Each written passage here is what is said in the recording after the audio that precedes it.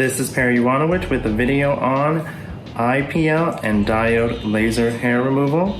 Make sure that you rate, comment, share, subscribe, and visit my fashion, beauty, and lifestyle blog at subversive.style.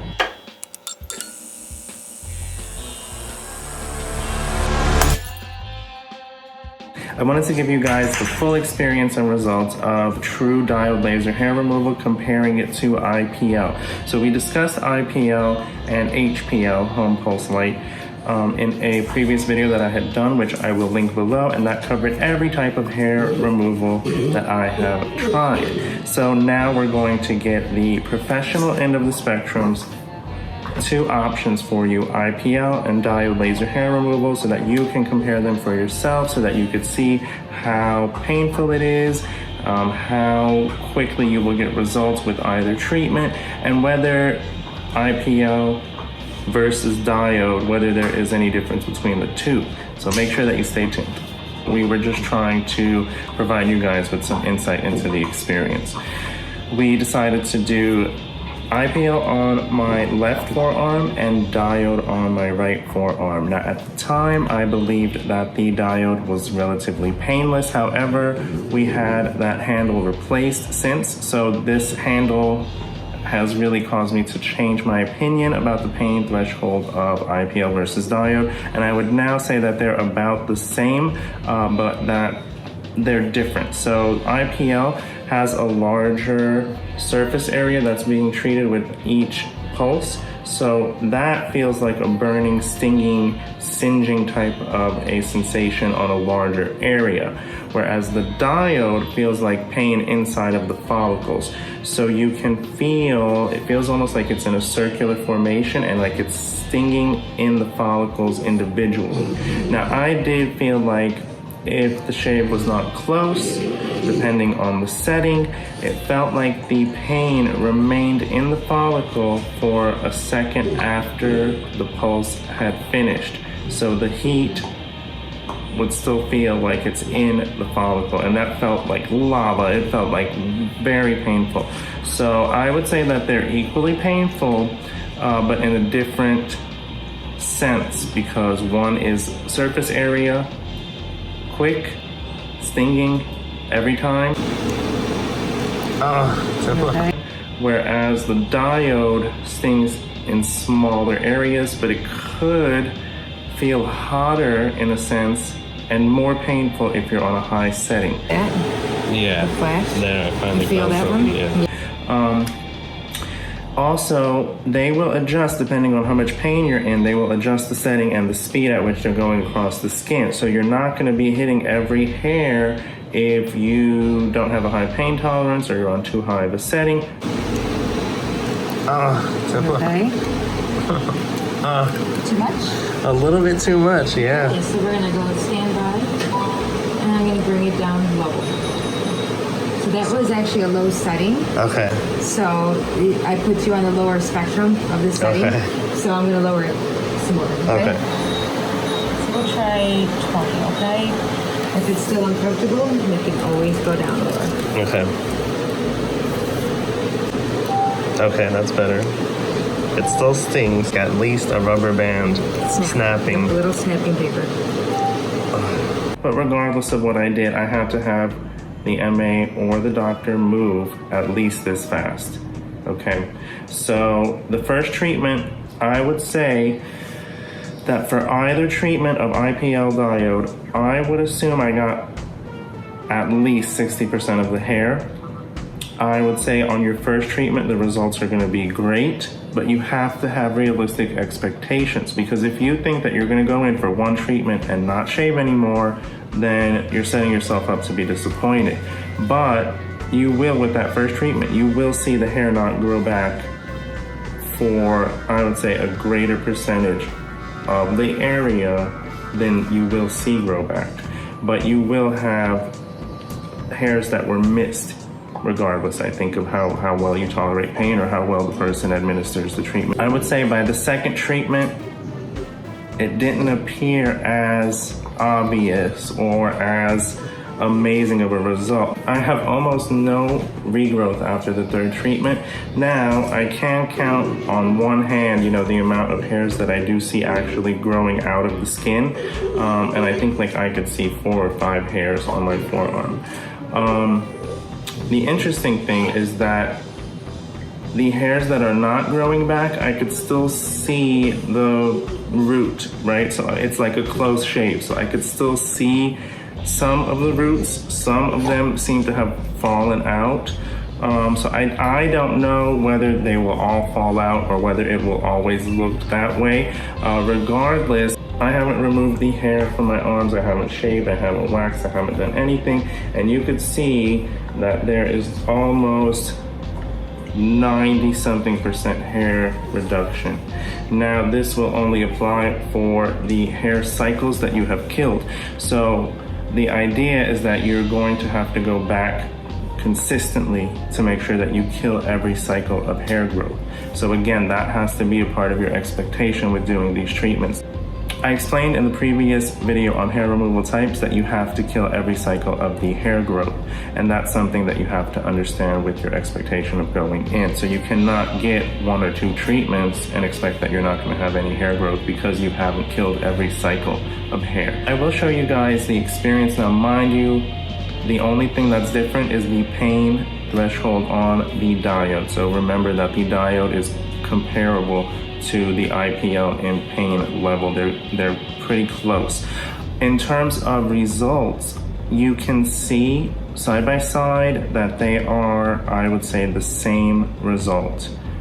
I cannot honestly say that one side looked better than the other, that one side grew back faster or less so, or had more permanent hair reduction than the other. So I would say if you are looking for a more affordable route and IPL is the way, then that will totally be fine. Again, it's a toss-up between the pain. There are different kinds of pain.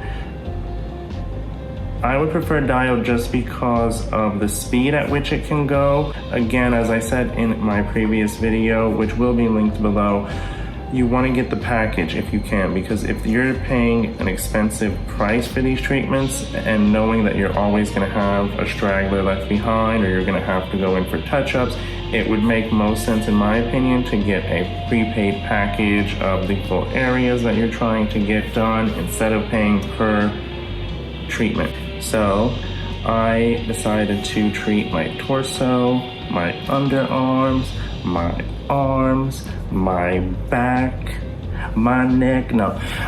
So they took relatively no time to treat. I would say let's say if I want to do all those areas, you could do all of those areas in an hour.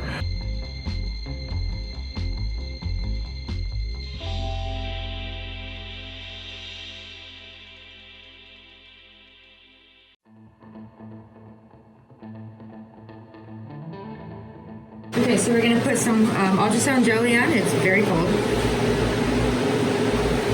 We're gonna do a nice thin layer. This is Dr. Waterman getting ready to do the diode. Just relax your arm. Ready? And I'll tell you guys how bad it hurts. Not at all. Not at all. Ooh. How's it feeling? Not bad. There's no pain at all.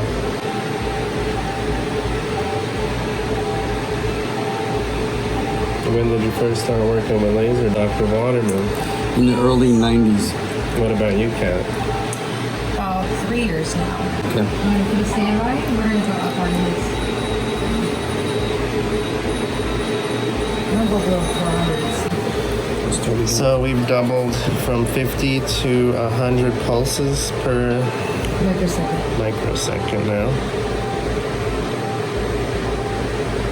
Oh, so it's going much faster than what we're seeing. Yeah, so if I up it to the 400, it'll be even more rapid pulse. So it's really the speed of the laser hitting. And so diode is going to be more focused wavelengths than IPL. Did you have patients have better results with diode versus IPL, or is it noticeable? Most of the patients seem to like the diode. 3 treatments, they're seeing significant results.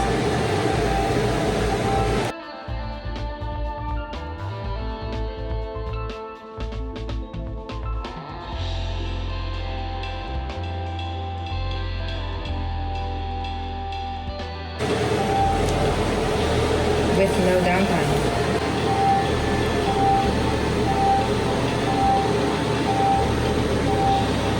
So on smaller areas, like this level of pulse would be really good.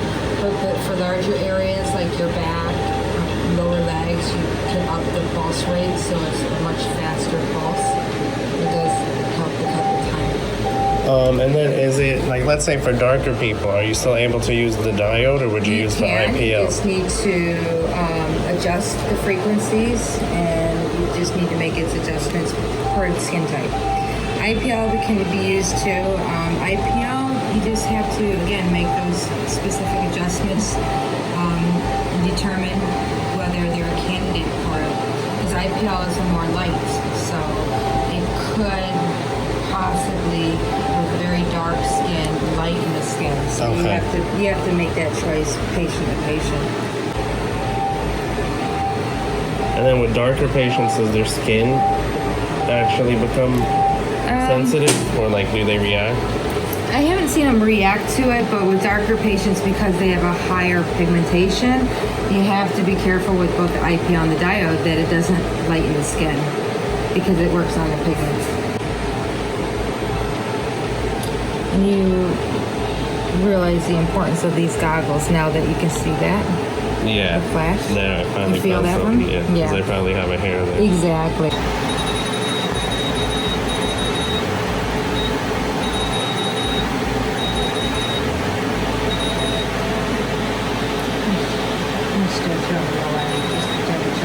IPL, we switched to green from red to protect our eyes from, I guess, a different light wavelength. spectrum of wavelength.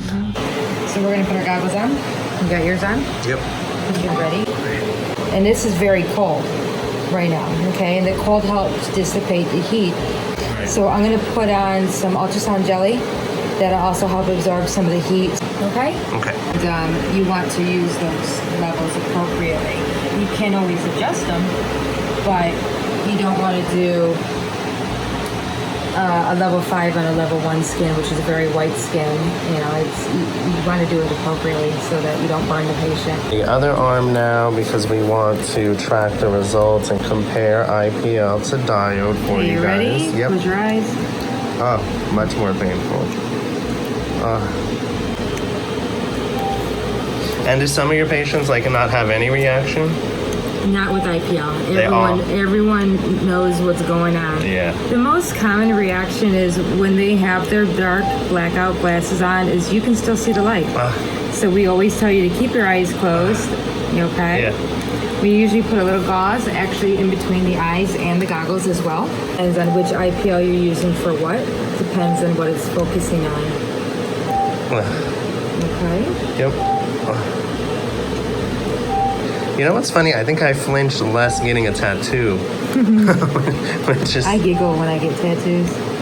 yeah, when Dr. Waterman did my facial, no, he did my arm with IPL, the same machine. And I was giggling so much that I just had to stop. But yeah, I would definitely, just from doing this, both of them, I personally would prefer the diode. I could individually squeeze the trigger as I'm doing, or I Or you can could do hold it rapid. down for rapid pulse. So I depended on the size and the area. Now, I'm kind of doing it individually because I want it to cool down in between as well. Right. And that's one of the things that, like with the downtime and the downsides, pros and cons, this one heats up versus, while the other one is cooling, even though it does heat up. They both have a cooling core here, so they both get cool. But this one's heat, the brilliance is so much more. Right. Yeah, this one I could feel the heat, whereas the diode, it always stayed cool. Which is why it's important to have the gel with any of the IPL treatments. The ultrasound gel is a buffer. It helps dissipate that heat. One more. Yep. Washing tonight, just gentle washing, something like Cetaphil cleanser. If you're going to be out near around the sun, I don't recommend it. You want to wear sunscreen You want to avoid sun tanning for the next 2 weeks. Okay, don't purposely go out and get sun because it's not good after a laser.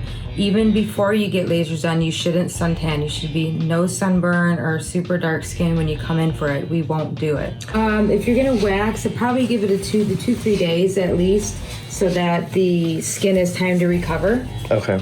So I don't notice any redness or any like noticeable visual sign that we've done anything.